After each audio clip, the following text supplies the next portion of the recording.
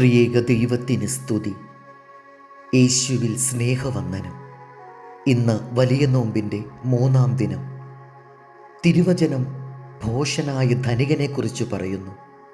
അയാളുടെ സ്വത്ത് ഏറ്റവും മാന്യമായ വിധത്തിൽ സമ്പാദിച്ചതാണ്, മണ്ണിൽ അധ്വാനിച്ച് വിളയിച്ചത്, അനീതിയുടെ സ്പർശനമേൽക്കാത്തത്.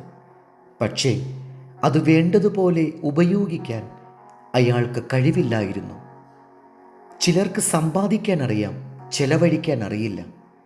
ചിലർക്ക് ചെലവഴിക്കാൻ അറിയാം, സമ്പാദിക്കാൻ അറിയില്ല. ചുരുക്കം ചിലർക്ക് സമ്പാദിക്കാനും ചിലവഴിക്കാനും അറിയൂ. ഉപമയിലെ ധനികൻ ആദ്യ ഗണത്തിൽപ്പെടുന്നു. അറപ്പുരകൾ പൊളിച്ച് വലുതാക്കി പണിത് അവ നിറയെ ശേഖരിച്ച് സൂക്ഷിച്ച് സുഖമായി ജീവിക്കുമെന്നാണ് അയാൾ തീരുമാനിച്ചത്.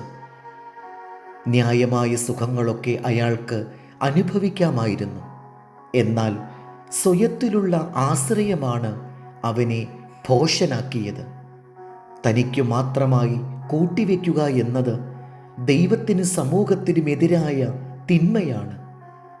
ആവശ്യത്തിൽ കവിഞ്ഞ് നമ്മൾ സൂക്ഷിച്ചു വയ്ക്കുന്ന അപ്പക്കഷണങ്ങൾ പ്രയോജനമില്ലാതെ നശിക്കുമെന്ന് നാം ചിന്തിക്കണം. എനിക്ക് വേണ്ടി എത്രമാത്രം ചെലവാക്കാമെന്ന് ആലോചിക്കുന്നതിൽ മഹത്വമില്ല. ഞാൻ കഷ്ടപ്പെട്ട് സമ്പാദിച്ചതാണ്, എൻ്റെ വരുമാനത്തിനനുസരിച്ച് ഞാൻ ജീവിക്കുന്നു എന്ന തത്വങ്ങളൊന്നും നമ്മെ നീതീകരിക്കുന്നില്ല. അതായിരുന്നല്ലോ ഭോഷനായ ധനികൻ്റെ ചിന്ത. നമ്മുടെ ഭാവി പ്രതീക്ഷകൾ ഒരിക്കലും സമ്പത്തുമായി കൂട്ടിക്കലർത്തരുത്. അവ നമുക്ക് അനുഭവിക്കുവാൻ ദൈവത്തിൽ സമർപ്പിച്ച് നന്മ ചെയ്യണം. അങ്ങനെ യഥാർത്ഥ നിത്യജീവന് അവകാശികളായി നാം മാറണം.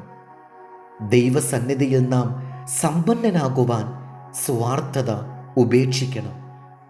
1 തിമോത്തിയോസ് 6:7.